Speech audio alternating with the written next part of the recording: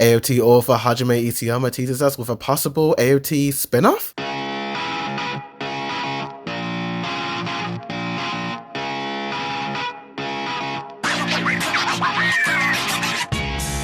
Yo, what's good, it's your boy Reviews. And Crunchyroll sat down with Hajime Isayama during his visit to the anime NYC. What do you imagine Eren would have done if he never joined the Survey Corps? If he never would have succeeded with the tampered ODM gear all those years ago? What kind of actions would he have taken? I think Eren would have had a rotten life. He would have had an unfulfilling life, to be honest. And being inside of Paradise, he probably would have continued to be oppressed and possibly just extinct without anything he could do about it. Or he might have lived without knowing that his end was coming. He might have just continued to live the 13 years time limit and died. A pretty bleak look to a what if Eren Yeager had never joined the Survey Corps. Studio Mapper, a what if story please? Do you foresee any further spin-offs, or do you feel you have told as much of the AOT story as you could? I have no plans right now. Can we expect additional backstories for characters such as Hanji and the OG members of Squad Levi? Regarding Levi, I actually have something in mind, but at the same time I don't know if I will be able to write it or not. For example, I have imagined what the story of Levi would be in my mind, but at the same time, whether I am able to output it, that's a whole other story, because writing a manga is a really difficult task for me. So while Mr. Isayama isn't in the process of making any new manga, he does have some ideas with Levi, which is a pretty exciting prospect of a potential Levi spin-off manga or a novel or an OVA. After the time skip and the introduction of Marley, Eren disappears from the spotlight for some time. What was your intention in removing Eren from the narrative at this point in the story? It's actually something I've always wanted to do as a storyteller. First, we have no info about the characters that we have familiarized ourselves with, and switch the perspective to the enemy side, or who we thought was the enemy, and start to explore their perspective as well. And then just around the time we start to familiarize ourselves and sympathize with their point of view, we introduce the main characters as their enemies.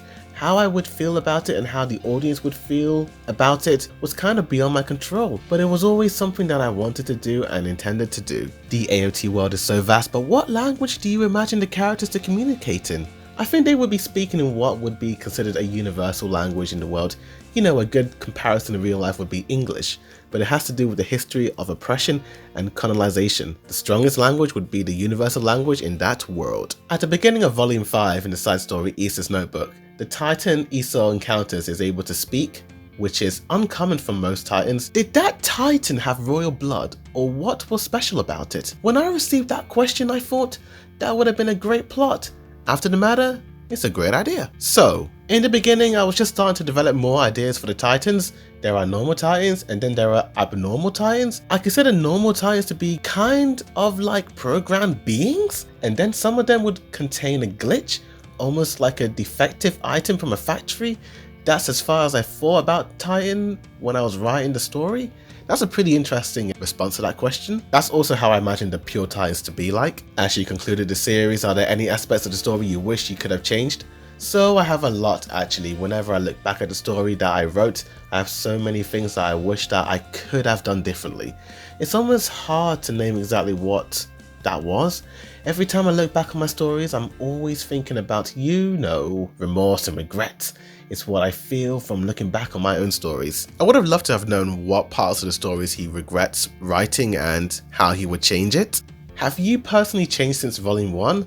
I had a great deal of trouble communicating with other people when I started writing the manga, and that was actually one of the drives of writing the story. But now, I have become older and maybe more mature. I have become quite different from that time. Was there a reason you strayed from any direct romance themes within AOT?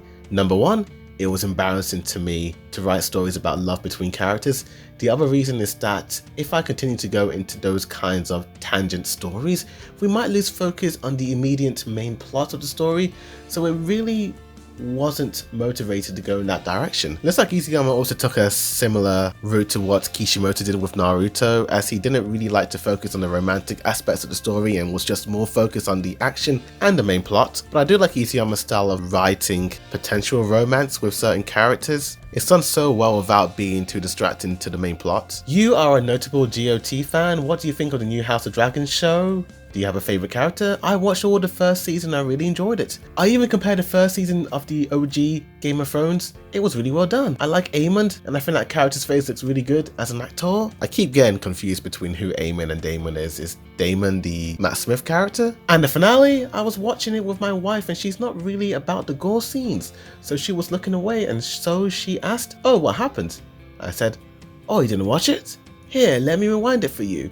She got real mad at me. Looks like Isayama didn't get his bedtime happy time with Mrs. Isayama. Then finally, to what extent did she draw from historical events when writing AOT and how did it influence you as a creator?